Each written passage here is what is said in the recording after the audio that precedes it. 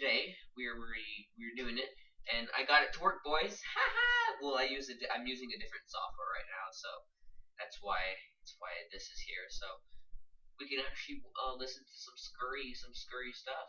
So you guys want to listen to some scurry stuff? I sure am. Let's do it. Let's go. This one is disturbing horror stories. Something scary. ASMR. So you guys better sleep to this, or I'm gonna fucking kill you. All right, let's go. A few years ago, my roommate and I lived on the third floor on the backside of an apartment building. She was That's why I don't have roommates. This is why I never will, unless they're like good friends. Then maybe I'll do that, but never in a lifetime will I have roommates. uh, in the process of moving out, though, so it was mostly just my dog, George Washington, and I. Oh, that's so I knew cute. just about every neighbor in my building, and from what I knew, they were pretty super chill. In order to understand this story, I need to explain the way my apartment was set up. Okay. In order to get to the door to enter our apartment, you would have to pass by my window, which was a very long window in my bedroom. I had never had any issues until about 2 a.m. on a Saturday. Well, technically a Sunday. I heard footsteps on the walkway outside my window, and I saw a shadow pass it. I usually am a pretty groggy person when I first wake up, but ever since it had just been me, I was more aware of my surroundings, so it kind of jolted me awake. I had a nightstick under my bed, so I grabbed it and debated about what to do for the next 30 seconds. Beat them down. I opened up my bedroom door quietly, right in front of our main Beat that entrance, ass. and started to notice the hand jiggle ever so slightly. Clearly, at this point, I knew I could either A, shit my pants, B, get attacked, or C, scare the person off. Choice A seemed to be the most likely for my personality type, but choice C it was. So I turned on the outside light and kicked the outside door as loud as I could and screamed a string of words that would make a sailor blush. I heard footsteps turn and quickly walked the other way, and I called my stepdad, who thankfully lived close by. He came by to check on me and wanted me to stay with him, but I said that I would be fine, and off he went. The next morning I got up and got ready for church, not really thinking of the night before. I returned home shortly after and was texting on my phone as I reached to get my keys and put them into the lock of my front door. I couldn't find the keyhole though, so I looked up and noticed that my entire lock had been bashed in. Oh, hell no. It hadn't really set in what had happened yet, so I opened the door and looked in, and a lot of my stuff was gone. Televisions, computers, jewelry. Luckily, they left my doggo there, and he was unharmed. Oh, thank God. The irony, though, is that I got him to be my best friend and a guard dog. He fulfills one of those roles, and I'll let you figure out which one. Guard dog. My brain caught up with my surroundings, Bit the though, so fucking guy's ass I off. grabbed George and ran outside to call the police. They came out, guns drawn, as they cleared my apartment. It felt surreal to talk with forensics in my own residence. They never found out who did it, and in the end it worked out okay. A lot of the jewelry they stole was from an ex that I had intentions of pawning anyway, and renter's insurance covered that, so I got some sweet new technology upgrades. However, I still am very unsettled internally about that night and day, particularly about that night. I replay it and often wonder what would have happened had I have not woken up, or if the person wouldn't have been so easily turned away. It also is very unsettling to know that they were watching me, waiting to leave for church, so that they could break in. Ever since that day, I keep my head on a swivel and pay extremely close attention to my surroundings, particularly when I get home.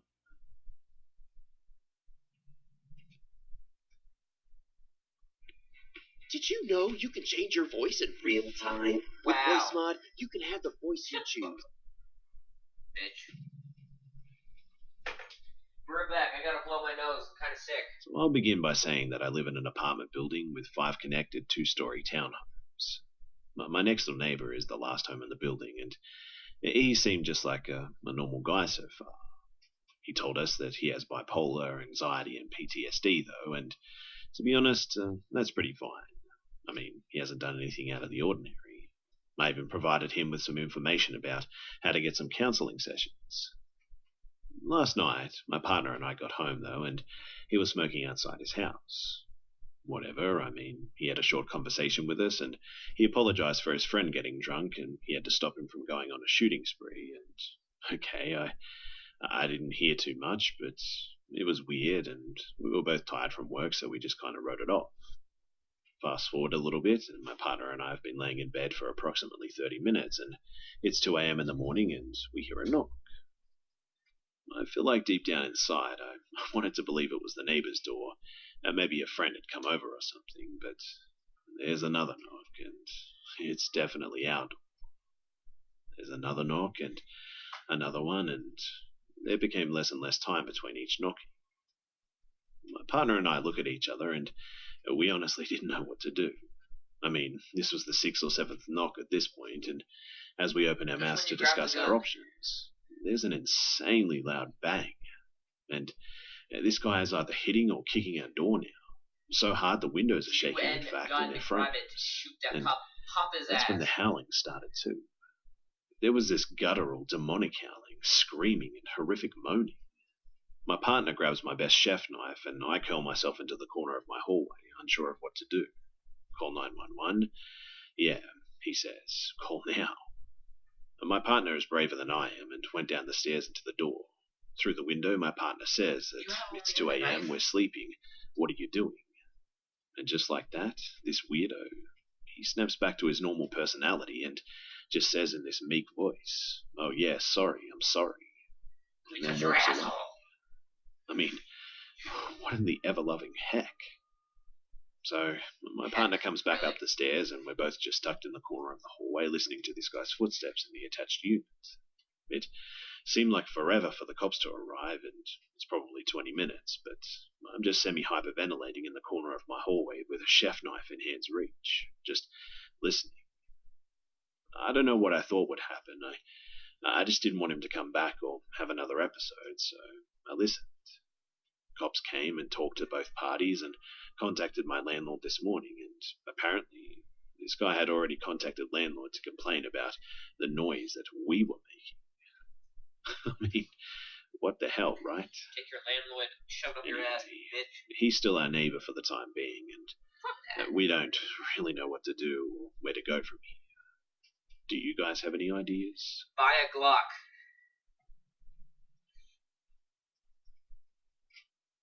That's the best thing you could do. So, I come from a chaotic upbringing. I was born and raised as a child in South Korea, and I later moved to Australia with my mother having lost my father in a homicide. The next few years of my life in Australia were difficult to say the least.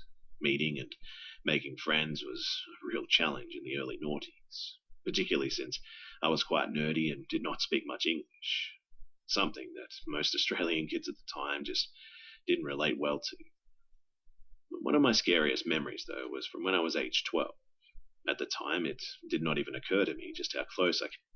Hold up, I gotta fix something. Hold on, I'll be right back. And we're back. Sorry about that, guys. I had to add another file to my thing, because it wasn't going to be as long as it was going to be, so I changed it up a little bit, and we're back. Alright, let's get to potentially losing my life. So my mother and I were on a road trip, heading south from Melbourne to stay on the southern coast. But we had stopped one evening at a small, well-kept caravan park. The caravan park was quaint and beautiful too. Neat grass, nice flowers, frangipanis blooming, and a small creek which ran along the edge of the premises. And, to be honest, it kind of reminded me of home a bit. I spent some time walking around on my own as my mother was taking a nap, and I discovered a game in a pool room. I went inside and spent probably a good few hours playing pool by myself and generally just mucking around when a young boy came. I was very shy, and so was he, but we eventually talked for a little while and became friendly. I don't remember playing any games with him, but I do recall him being pretty nervous. He kept asking me if I wanted to go back to his caravan as his parents were making dinner soon. At first, I wasn't interested, and I just said no, and we spent some more time doing things and talking as I got later. But he became more pushy and asked if I liked cake and lollies. And of course I said. But that much I do remember clearly. I followed him to his caravan, which was much older than ours and quite dilapidated, and he asked me to wait outside while he talked to his parents. I waited patiently for a few minutes until the door opened and a larger older man with glasses and no shirt opened the door and asked if I would like to come inside for cake. I must admit that I was scared, but I remember feeling like I had to, like it would be rude of me to leave. As I was walking in the door, I heard a man behind me shout, "Hey, what's going on here?" I was quickly grabbed from the collar of my shirt and pulled inside, and the man then quickly tried to lock the door behind me. However, the stranger was too quick and burst into the door. He took my hand abruptly and pulled me outside, and we frantically ran away together. The man asked which unit or room or caravan I was in, and took me straight there, and we went inside, and my mum yelled at him, asking why he was there. I was hiding in the corner crying while he explained what happened. We packed back up that night, and we just left immediately after that. I was already heavily on anxiety medication after what happened back home, and we never spoke about it alone again. My mother claimed that it was something that I should talk to a therapist about, but I never did. Every time we spoke about it too, my mother would just leave the room because it scared the hell out of her, and I just really didn't understand why. I guess at that age it's difficult for the brain to comprehend the reality and potential of the situation. I'm not sure Looking that guy back on would it now, cake, if you know what I'm it saying. utterly scares me to the point of losing sleep. Fuck. Hey, gamer, you want to have a good laugh? But No. you aren't funny? We've got your back. You weren't funny, bitch. Back to the story. So this happened when I was 11. I was living in the US at the time with my parents, and we had bought a nice big house in a nice neighborhood, giant backyard and all. We'd been living in this particular house for about 6 months now, so we'd well and truly settled into the place. Got my first dog and everything too, and as a kid this was a real highlight in my life. One day I came home from school, and my mum took me aside as soon as I had arrived home. She needed to tell me something, so she sat me down. Turns out that when my dad arrived home from work, he noticed that one of our garden chairs had been taken from our back garden and brought around to one of the side windows at the front, which happened to be by my parents' bedroom window. After checking it out, someone had removed about half of the ceiling that held the window in its frame. With the chair still at the scene, it was concluded that whoever it was probably got spooked, likely by my dad getting up in the night, and whoever it was just bolted. Pretty scary stuff, though, knowing that someone had tried to get into one of our windows. Not even an open or unlocked window at that. This guy tried to take the actual window out. When it came to things like this, my mum had a great way of speaking to me like an adult without scaring me, so while I was cautious, I wasn't too worried. But she ended up taking a few new hobbies, like meeting me off the bus and checking on me in the middle of the night and whatnot. That's weird. I'm an only kid and was a pretty independent one at that, so To me, this that's was a weird, bit okay? strange, I don't know what your but I parents understood do. the reason. I don't think my mom does that. We figured it was an attempted petty She's theft, passed so out by 7 we just o'clock, left it I at swear. that. Besides, what could really happen? I mean, my dad was a pretty big dude, and I had this awesome new guard dog, right? I felt safe. Over the course of the next few weeks, a few of our neighbors were broken into and burglarized in amongst a few attempts at our house. And so we definitely had a thief on our hands. In that time, my dad stepped up our home security too. A few motion lights here and there, and extra locks too. About a week passed before it happened again, and my mum could hear someone walking around outside of the house, so she crept up and tried to take a look.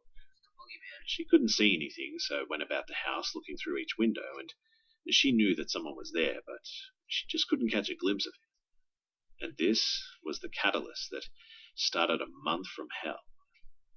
In order to keep this from getting too long, I'll try and summarize what happened up until the night that we caught this prick. So, my mum became a wreck, and she moved herself into the spare room at the front of the house so that she could see out the bigger window and be nearer my room. Sometimes she'd sleep in the living room too, because you could see both the living room and the kitchen windows from there. Okay. She always had a golf club with her too, and she lost sleep and work suffered, and things got pretty bad. During this time, my dad wasn't exactly the hero that we'd all expected. He's a dead heavy sleeper and chalked it all up to my mum being paranoid. One evening, when she could hear the creep, she tried to wake him up too, and he promptly went back to sleep. Great effort, Dad. Anyway, By this point in my life, I was a night owl. I'd stay up until late to watch Adult Swim and chill with my dog, and one night at about 1:30 a.m., I think it was, I was sitting in my room just doing that stuff, and suddenly Jeffrey had this deep, menacing rumble coming from him. He'd been with us for a while by that time, and I'd never heard anything like that come from him. I asked him what was up, and he just carried on with this alien noise, staring dead center at one of the windows as if he could see through the damn thing. The blinds were drawn, so I just sat there, silently freaking out, imagining what was on the other side of that wall and how it was making my dog do this. Not 1 minute later, I heard my mum scream at the top of her lungs, and I quote, "What the fuck? Yeah, I've seen you now, fucker." Time pretty much stopped then and there, and I don't know if it was my kid imagination, but I shit you not, in that moment, Jeffrey and I looked at each other, both mouth agape, frozen by what we'd heard. I don't really remember getting up and running through the hall to my living room, but I got there just in time to see my sweet little mum fly out that fucking door with her trusty golf club, chasing this motherfucker like Usain Bolt chasing the gold. I'd never seen her move so fast. By this time, my dad had decided to wake up enough to come through to take the reins and call the police and whatnot. Jeff had bolted out the door after my mum and at one point caught up with her before she stopped at the end of the street. But she was screaming anything and everything at this point, from "I'll fucking get you" and "You're fucking done" to incoherent mess. I watched like a drone as she came back to the house, dog in tow, and I just sat down on the couch, entirely unsure of what the hell just happened. She took the phone and gave them a perfect description too.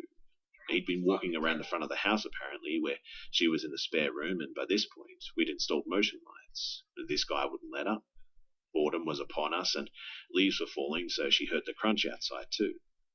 She timed it perfectly to get a good look at this guy, and after a month she finally saw him pass the window when she happened to be looking out, and his face was flooded with light from the new motion light situated by the window. Apparently, he heard her when she screamed and paused like a deer caught in the literal headlights and looked dead straight into the window before taking off down the road. It took about 5 minutes for the police to arrive, and a few cars had been dispatched, one of them to us and the rest out to the neighborhood streets. 10 minutes later, one of them got a call to say that they got him. Soon he was parked up on the street in a cruiser so that my mum could identify him, and sure enough, it was him. They'd actually grabbed him a few streets up from our house, too. And this is the part that makes my stomach turn. Turns out that he wasn't just the persistent klepto that we had believed. I was standing by the front door when I heard through one of the officers' radios that this guy was a registered sex offender. Oh, I was a bit naive at that point, and I kind of got what it meant, but it wasn't until I got older and was talking to my mum about it that a few more details came out too. Unbeknownst to me at the time, my mum was very much aware of what happened with this guy. Turns out that he'd been convicted of raping a 12-year-old girl. I'm not sure how long he was locked away for, but at some point he managed to get out for whatever reason and moved into one of the houses a few streets over from us. Coincidentally, in viewpoint of where I'd got on and off of the school bus too. Okay. But he was on parole, so was promptly thrown back in jail, mind you, and this is where my knowledge of him ends, and I've never wanted to pursue knowing anything further, to be honest. Yeah, me neither. Even worse, though, one of our family friends that lived on the same street as him had received a letter to say that he was registered and staying in the area. And I shit you not, we were within a 3-minute walk from their house. We saw this woman so often, and we still really don't get how or why she never thought to bring it up. I mean, she had 2 kids herself. We ended up moving to the UK 2 months later for reasons unrelated. Okay. I won't lie, but that time was pretty stressful. We didn't feel entirely comfortable in our home anymore, and moving to another country kind of wrecked me at that age. Once we started our new life there, I didn't think much of it after that. I mean, I had bigger issues, right? Yeah, sure. This guy was persistent, but he was in jail and wasn't going to travel to the UK to get me or anything. I was rational about my fears, so I found it fairly easy to just move on at the time. I've been thinking about it a lot more the older I've gotten, though, so I guess this is a more of a cathartic post than anything else. And so, I sure hope nothing like this happens again, but thanks for listening. You're welcome.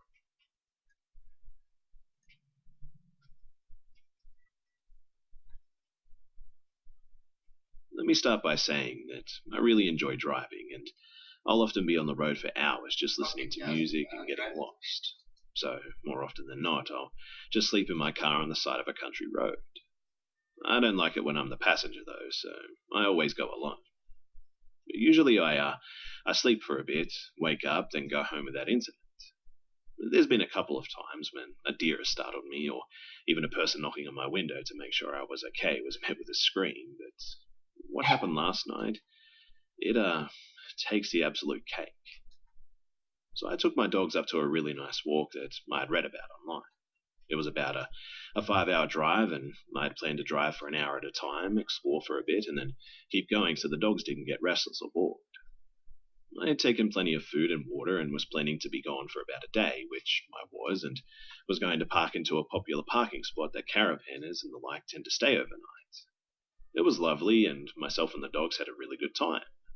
We arrived at our sleeping destination and found that there wasn't any space to park, and the bays were laid out, so you just kind of had to use your common sense and find a spot where you weren't blocking anyone in.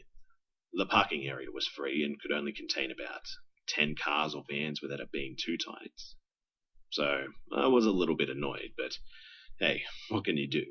It was a very rural area, so I carried on for a little while and pulled into a lay-by to rest before I drove home. I let the dogs out to do their business too, and then just went to sleep, thinking nothing of it. To describe where I parked, it was opposite a little cottage, but not directly in front of it, and there were plenty of trees, so I didn't feel as though I was intruding on the owners in any way. I felt pretty safe, to be honest. For some reason, though, I was having trouble nodding off. Usually, I sleep like a baby in my car because it's very spacious and comfortable, and as silly as it may sound to some, I genuinely thought that I had nothing to worry about. That was until a long, high-pitched scratching sound woke me and my dogs up at around 11 p.m., just after I drifted off. The dogs, they went nuts, as they usually do at the drop of a hat, and I was still in a confused daze when I saw a very tall middle-aged man dragging what I thought was a key around the perimeter of my car. Oh, hell no. He walked really slowly and didn't take his eyes off of me the entire time. It's creepy. He also had a very malicious grin on his face. Horrified, I cranked my chair up and started the car, ready to floor it, but he had made his way to the front of my bonnet, and trees were blocking me in from reversing. This was when I saw what he was holding. A butcher's knife. Oh, shit. He held it up then and sort of waved it at me, and I screamed and laid on the horn, and my dogs had leapt over the back seat and were practically frothing at the mouth at this point. But that didn't seem to faze him. This whole thing lasted about 10 to 15 seconds, not long, and then he just slowly walked away across the road and back into that little cottage. I drove home without stopping after he moved, and I'm never doing that again. And it's a real shame that this genuinely terrifying man has ruined this for me. And yes, the car, the paintwork, it was totally ruined. I don't know if he was just trying to teach me a lesson for parking outside his house or what, but Bitch. either way, I'll probably be scared for my whole life now. Park outside of my house anymore. Jesus. Oh, another ad. If you ever buy Xbox gear, you should use Wikibuy. Hell It's no. a browser extension Fuck. that...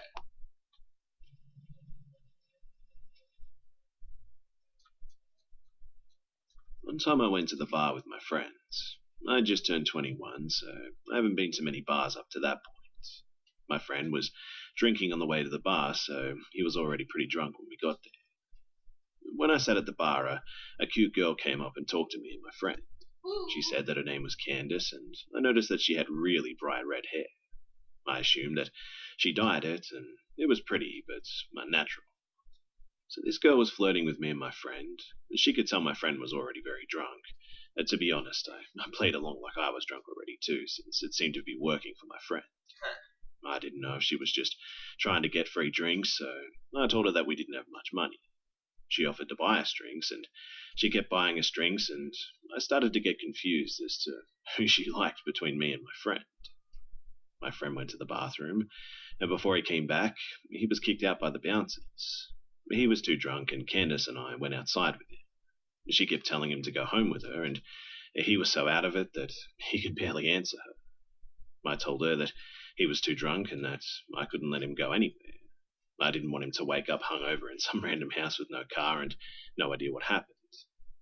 Candace kept pushing it, though, saying that she would take care of him, but I told her no because I had to stay with him.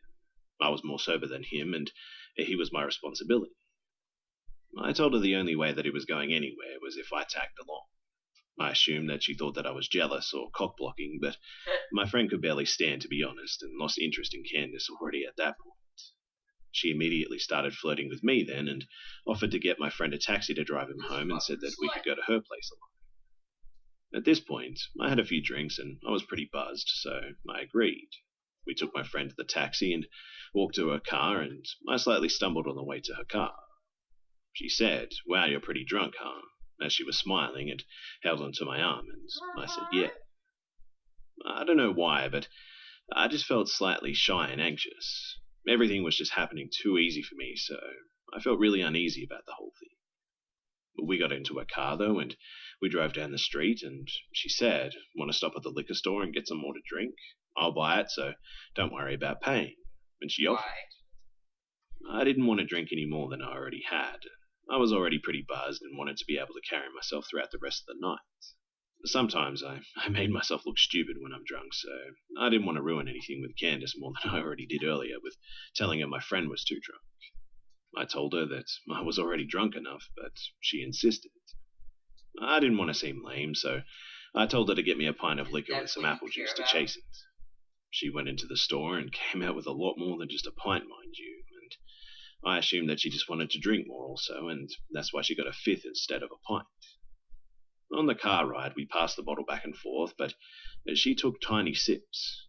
I tried to take tiny sips too, but she kept passing me the bottle and telling me to drink. I somehow managed to drink all of my apple juice and pretended to drink the bottle by spitting the liquor in the apple juice bottle. I tossed the apple juice bottle full of liquor out the window before she saw it too. I didn't want her to know that I was acting drunker than I was. She actually believed that I was sloppy drunk when I was simply buzzed. I took a couple of more sips of liquor and finished the bottle, and throughout the car ride I called her the wrong name a couple of times to get a reaction out of her. She didn't react to it, though. She just kept letting me call her Carla without correcting me. For some reason, I thought she lied to me about her name initially. We drove up to her house, and I pretended to trip and stumble into her front door. She helped me walk inside by holding me up, and she opened her front door, which was unlocked, and we walked into her house, and she closed the front door and then locked it. I thought that was strange, but assumed that she didn't want anyone walking in on us or something. I told her that I had to use the bathroom, and I walked into her bathroom, locked the door, and looked in the mirror. I just felt strange. I felt like something was off, and I felt myself becoming more drunk from finishing the bottle earlier. I turned on the sink to make some noise and made myself puke up the liquor that I drank. I flushed it and went to the sink and started drinking the tap water out of my hands to sober up. I just didn't want to be drunk, but I still wanted to hook up with Candace, so I wanted to pretend to be drunk, if you catch my drift. I turned the sink off, and I could hear her talking to someone. I heard her say, "Yeah, he's drunk as hell. He can barely stand up. You do it." And that was the point where I began to get nervous. Who was she talking to, and do what? I walked out of the bathroom and into the living room, and the moment I stepped into the living room, I saw her walking into another room. All I could see was the back of her head, that strange, very bright red hair go into another room. I didn't see her face or anything, I just saw her kind of walk fast into the room. The living room was pretty dark, too. I slurred while I was acting like I was drunk. "Hey, where are you going?" She walked back out of the dark living room and up to me and said, "Let's go into my room." I looked at her bright red hair and then into her eyes, and they were different. Her face was different. It was another girl with the same hair. And that's when I realized that it was another girl with the same wig on. It was a wig the whole time, in fact. She had changed it with the girl from earlier for whatever reason, and My heart felt like it stopped, but I tried to look like I had no idea it was a different girl, and I kind of smiled at her and told her that I just needed to use the bathroom one more time and told her sorry I was so drunk. She said that it's fine, just hurry up in there. I went into the bathroom and locked the door, and I heard her whisper something to someone again this time. I think I heard a male voice whisper back, too. I honestly didn't concentrate on listening to exactly what she said, though. Something sketchy was definitely going on, and I had to get out of that house. So I opened the bathroom window and just jumped straight out of it and ran faster than I ever ran in my life.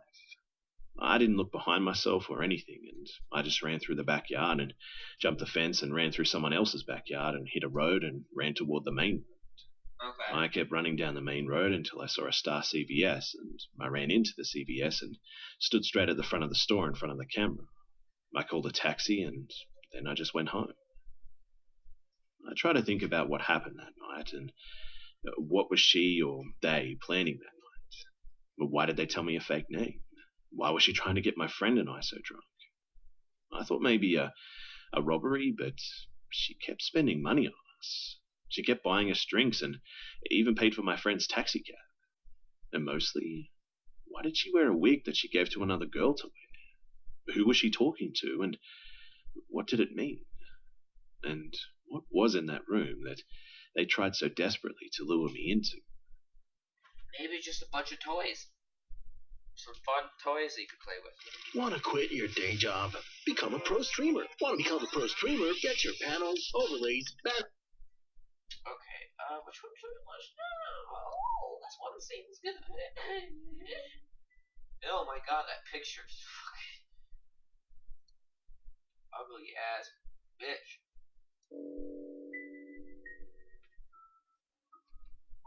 I lived on a farm ranch with my grandparents.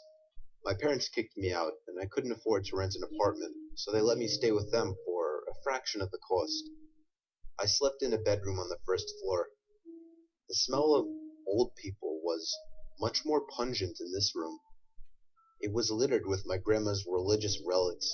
I had to deal with a giant painting of Jesus staring at me while I slept. Oh, I hate that.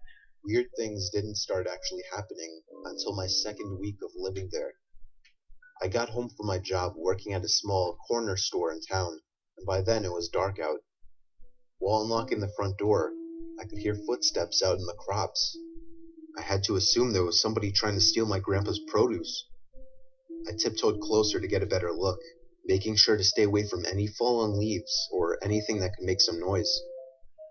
There was indeed somebody in the crops, but they were crawling on all fours, as if sneaking around. Hell no. I could have confronted them, but that might have ended in trouble. So I went back inside to wake my grandpa. He went outside screaming like a madman with his rifle in hand. It was something along the lines of, "If I ever catch you here on my farm, I won't hesitate to blow your brains out." Damn. That seemed like more than enough to scare anyone off the property. But the next night, while asleep, things got stranger.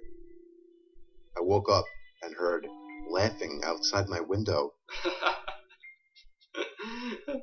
There was somebody standing there looking into the bedroom. He seemed to notice me as I sat up, and he walked away. I told my grandpa again. This time he was really pissed. He stomped to his closet, pulled out his rifle, and stomped over to the front door, with me right behind him. This time when he opened the door, something immediately grabbed a hold of his leg, causing him to trip. I jumped onto the hostile, taking him down easily as he was already in a crouched position. My grandpa managed to get up, grabbing his gun and pointing it at the guy. I called the sheriff while Grandpa had the guy at gunpoint. I suddenly heard a scream while on the phone. It was my grandpa. I dropped the phone almost with tears in my eyes, fearing the worst had happened. I got to the stoop, and Grandpa was on the ground with his hand on his nose. He was bleeding. Someone else had come along, shoved him to the ground, and punched him in the nose before taking off. I wish I'd gone after those sickos with a gun. Who punches an elderly man in the face? In the end, the sheriff arrived for nothing, and my grandpa installed a camera system aimed towards the crops.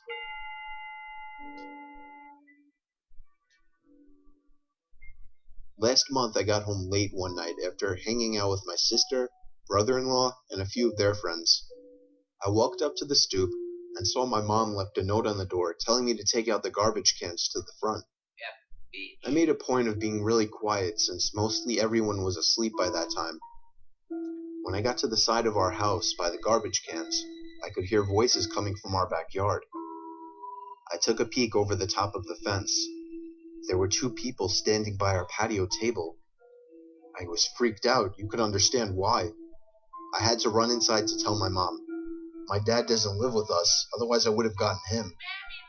We only made it out her bedroom door when we noticed the 2 people from the backyard coming up the steps. I shoved my mom to the window, basically forcing her to jump out onto the tiny ledge below. I somehow got her to do so, and while hopping out myself, the 2 intruders entered the room. I only caught the briefest glimpse of them before hopping down to the ledge myself and then down to the grass. Me and my mom booked it to the neighbor's house. 2 weeks later, when we had just started to move past the incident, the sound of the phone ringing at 3 a.m. woke me. It kept ringing non-stop. It didn't go to voicemail. My mom got up after like the 10th ring. We looked at each other and let it be. The phone rang for another good 10 minutes straight until my mom finally yanked the phone cord out of the modem. We slept with it off that night. I was sure it had something to do with the break-in. 2 weird things like that don't happen so close together without them being linked somehow. The next day, my mom got a text message on her phone. It said, "Why didn't you pick up?" This was only a week ago, and we're still shitting ourselves, worrying when the next incident might happen.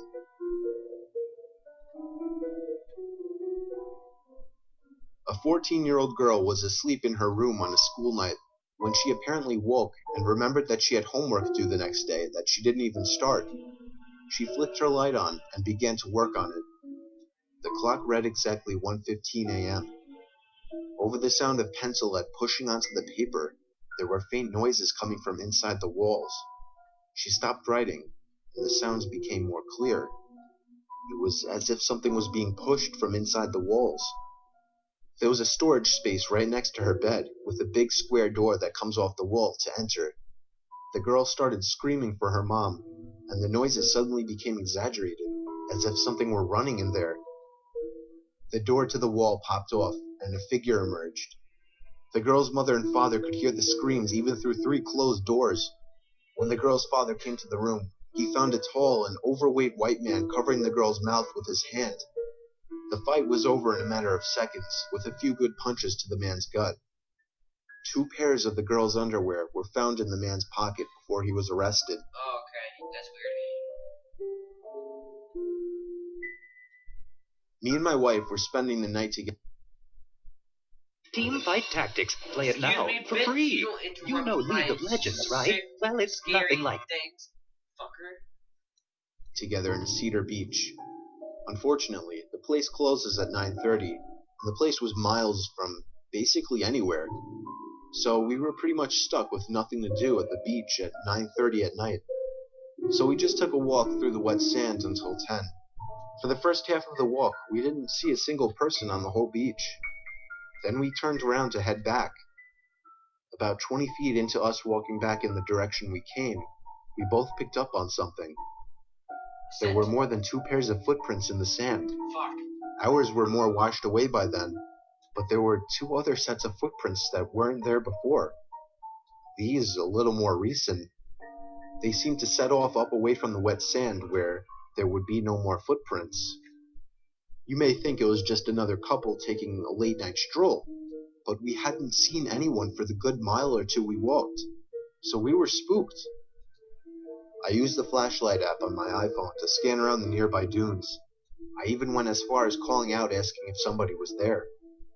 I told my wife to wait there while I headed over to the garbage pails.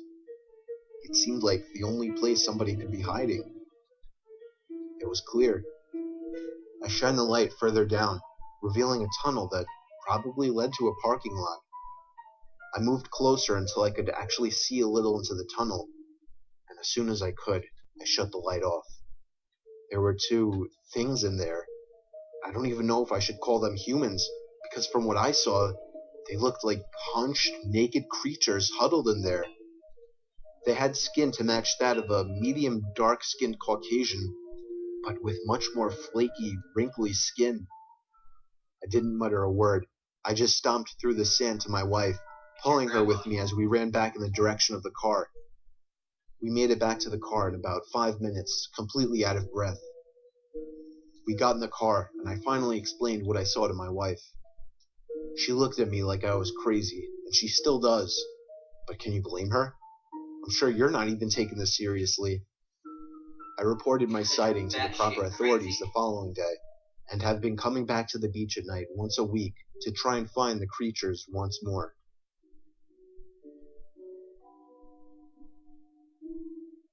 I work as a night janitor at the local high school. I would 95% of the time be the only one working the night shift, because there wasn't really a need for more than one. I always start with the downstairs classrooms and work my way up to the upstairs classrooms. The cafeteria, gym, auditorium, nurse's office, those were all responsibilities of the morning and afternoon guys. So since I was always alone, I would commonly have a bunch of radios sitting around the hallways playing loud music, like I did this one night. The upstairs of the school was shaped like a U rather than an O, so to go around to the other side, there was only one way. I was mopping the floor in one of the social studies classrooms when I noticed, from all the way across the other side of the school, the lights to one of the classrooms turned on. I don't mean it was left on. I always shut the lights to every room I wasn't in. I mean the lights turned on. I stood there with chills running through my body. There was somebody walking over to the window. They stopped and stared straight over to me through the window. It was the most disturbing thing I had ever witnessed. I didn't know what to do. Confront them? Run away? Call the police? I got closer to the window. It was somebody who looked like they were in their 30s or 40s. He had black hair, and I could see a lot of facial hair. He raised his hand and began slowly waving at me. I pulled the blinds to the room shut and tried to catch my breath. Tried to sort out my options. When I lifted the blinds back up, the light from the room across the school was off. My heart went back into panic mode. He was surely on his way over to this classroom. Right then, the option to run seemed best, and so I did. I ran down the stairs and out the back door of the school, not giving a second damn about anything but me and my life. Security cameras revealed that sometime in the night, the man emerged from the basement of the school and began wandering around. Getting a closer look at his face, I could see just how disturbed it made me feel. He was not a pleasant-looking man. The creepiest thing, though, was the camera revealed him going back down into the basement and never coming out. He was never found down there, though, which makes me question if there's some hidden rooms or exits down there. Lately, doing this job has never been more terrifying.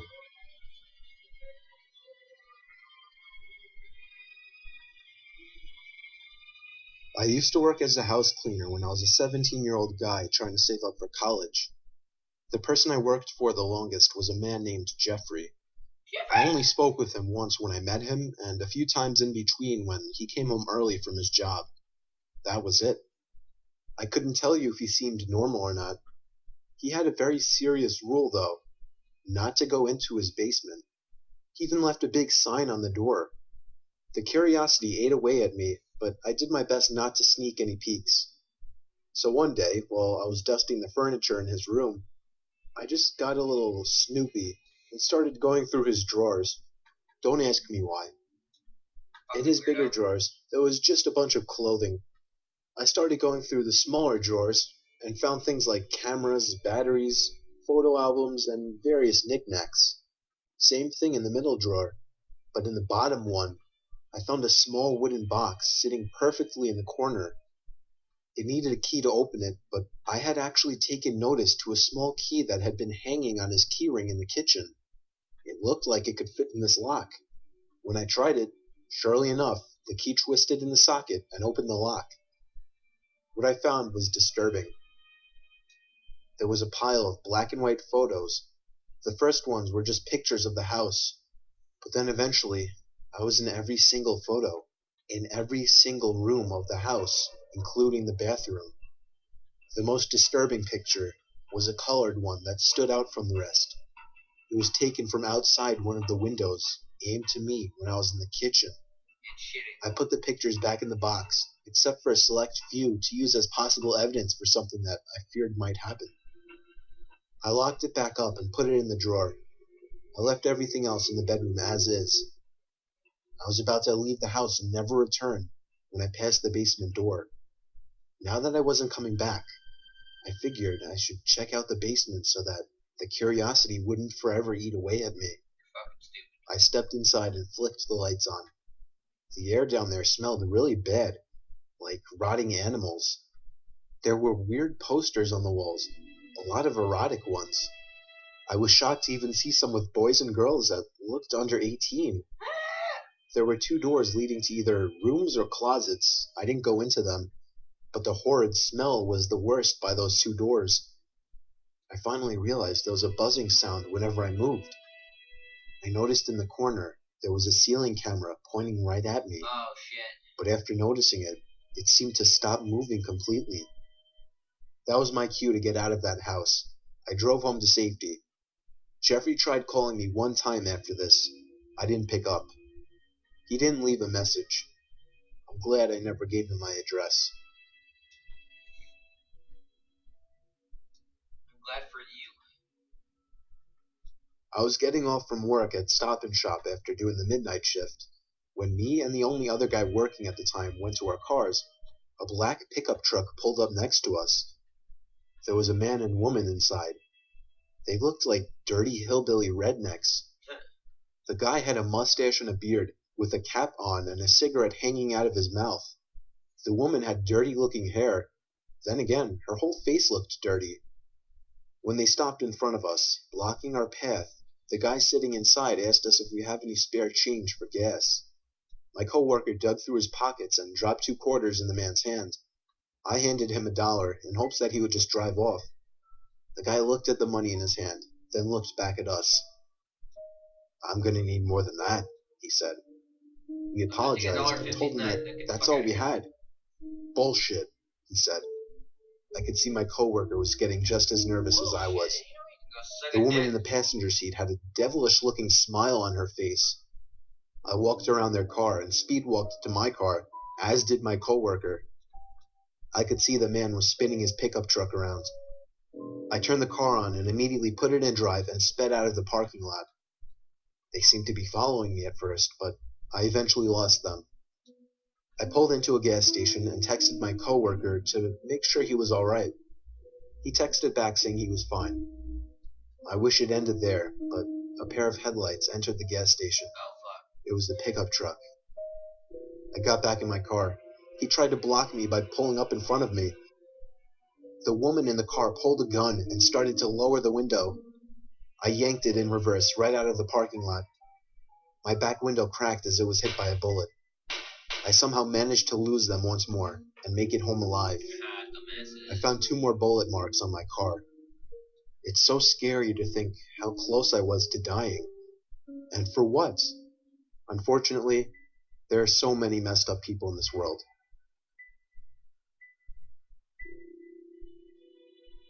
Me and Andrew, my half-sister's cousin, were 18 years old at the time.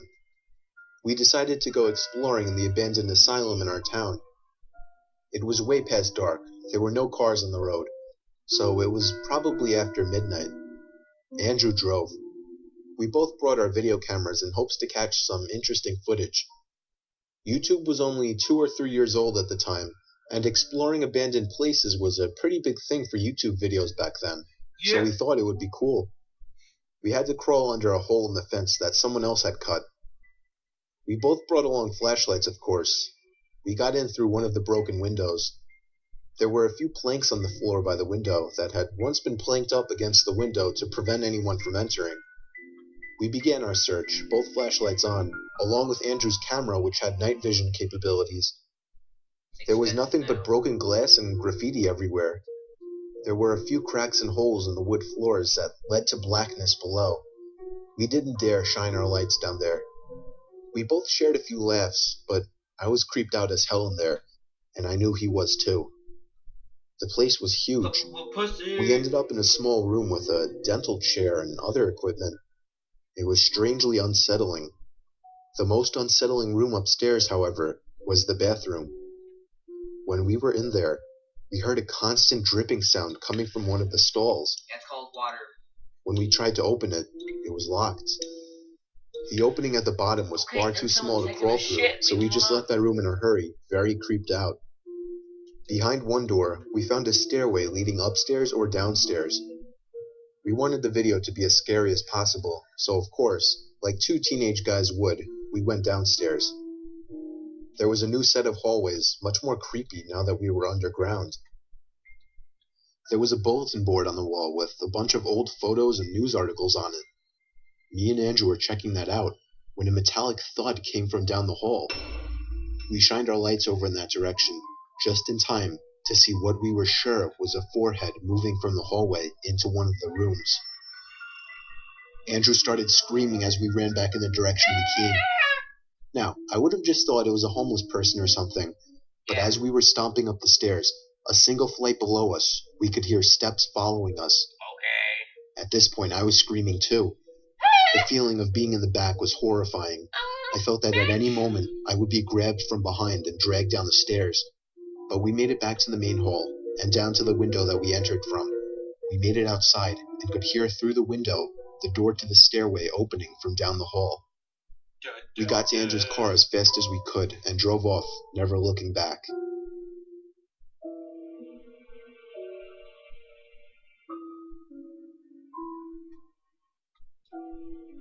We were a young couple that had just moved into a new house. We had a bedroom on the first floor. The house had an upstairs, a middle floor, and a den, no basement. At night, we started hearing strange noises coming from below us. I checked under the bed. Nothing was there. Yeah, it's fucking The sound seemed to be coming from beneath the floor, but the house didn't have a basement, so it didn't make sense.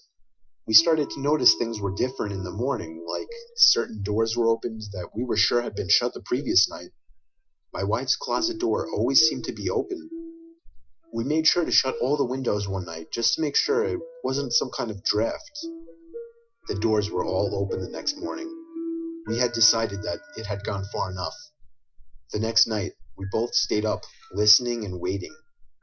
The noises coming from below were louder than ever. Sounds like things being pushed around, moaning. I headed down to the den and put my ear against the wall, listening for where the sound may be coming from. It was coming from inside the wall I was up against, but a little lower down, below the den. I went back to my wife. I told her we had to stay up for as long as possible and see what happens. We stayed up until around 2. My wife started to drift off, and I guess I had shortly after. I woke to my wife shaking me, silently crying to herself. She pointed at her closet, which had been opened. There was some kind of hidden door propped open in her closet. It led down into the floor. I hopped out of bed and shined a light down there. It was a ladder leading far down to some hidden room. I had my wife lock the door and call the police while I took my machete with me down into the secret room. When I got to the bottom, I found a light switch. The room had a table and chair, a small cot in the corner, and a bunch of toys scattered across the room. A scream came from upstairs. It was my wife. Somebody was trying to break down the door. I climbed up the ladder the best I could while holding the machete. By the time I got up there, they had already kicked in part of the door. They stuck their head through a hole in the door and looked at me. He was a dirty-looking man. I saw craze in his red eyes. He must have seen my machete because he ran straight out the front door. I don't know what the room is for. Maybe some kind of old bomb shelter or something. But I don't know who the hell that man was, how the hell he got down there, and how long he's been down there.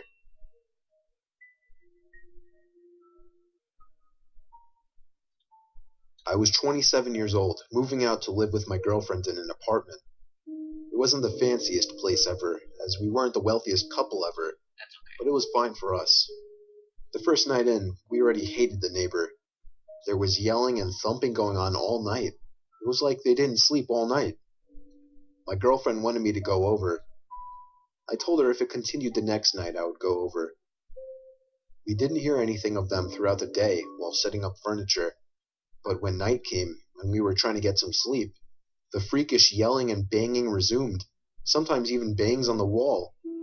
I decided to draw the line and confront them. I knocked on the door, and a middle-aged albino woman answered the door. Her voice was raspy, as if she'd been smoking cigarettes for the past 40 years. I politely asked her to quiet down. She told me to back off and mind my own business before slamming the door in my face. The noises and yelling only got louder after this. My wife said we should report them. I went to the front desk the following day, bringing up the couple that lives in that apartment. The doorman looked puzzled. He told me that only a woman named Kathy lived there. Her husband passed away 5 years ago. She was written down as only being one person in that room, so she was breaking a rule of the apartment building. The doorman went to go check out the room. The woman let him search the apartment. He came back to tell me that she was all alone in there, which seemed so odd. He did, however, ask her to keep it down. I thanked him and went back to the room. She didn't keep it down. It seemed it had worked, as there weren't any sounds that night. I woke to see somebody standing by our bed. Called it. Anna? I whispered. My wife turned next to me. She was in the bed. The familiar raspy voice at the end of the bed said we shouldn't have reported her. I screamed and fumbled for the light switch. My wife started screaming even louder. By the time I turned on the lamp, she was gone. I slipped on my shoes and ran out into the halls in my robe looking for her. Her apartment door was open, but she wasn't in there. Where could she have gone so fast? Nothing was heard of Kathy for a whole week, before one night there were 4 loud knocks on our walls. Not thumps like the previous noises. These were actual knocks, meant to get our attention. We moved out a day later. I would too.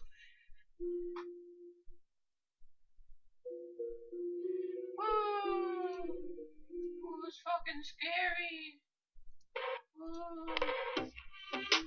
Creating great video is hard, really hard. But do you know one of the parts that sucks the most?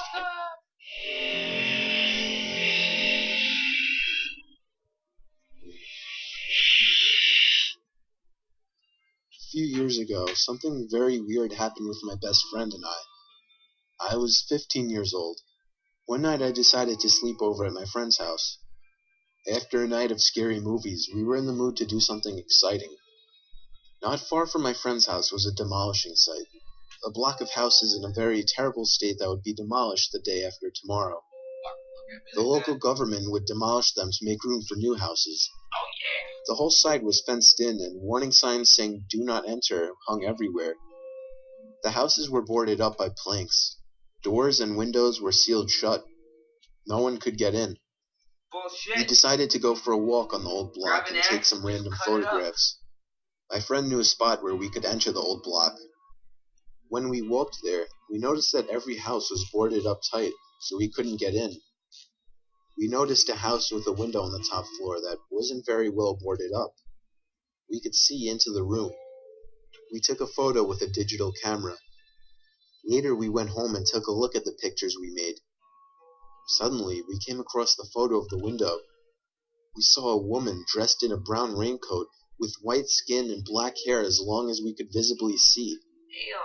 The woman looked very sad. We hadn't seen any woman up there when we took the picture. Moreover, the windows and doors were boarded. We went back to the house to see if that was correct. After investigation, it really was. Everything was tied shut, and there was no woman.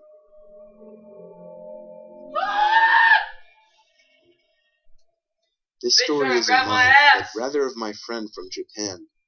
I'll call him Rita. It happened back when Rita was only about 11 or 12 years old. Rita was a rather attractive kid and had his fair share of admirers. One girl was extreme with her crush, though. I'll call her Ayano. Ayano was a lot older than Rita. She was 17. She was an acquaintance of Rita and lived down the road from him. Rita hadn't thought much of her until she started stalking him, every day and every night, She would be following him one way or another, whether it be in person or online. Rita first started getting the creeps when she would start messaging him over 20 times a day. Alright guys, that's all the time I got for today. I will try to make more videos. I don't have very much time. Actually, yes we do. Wait. No we don't. Alright, that's it for this video guys. I hope you guys enjoyed, because I sure enjoyed it. If you want to see more, then I will do more. And I'll see you guys later.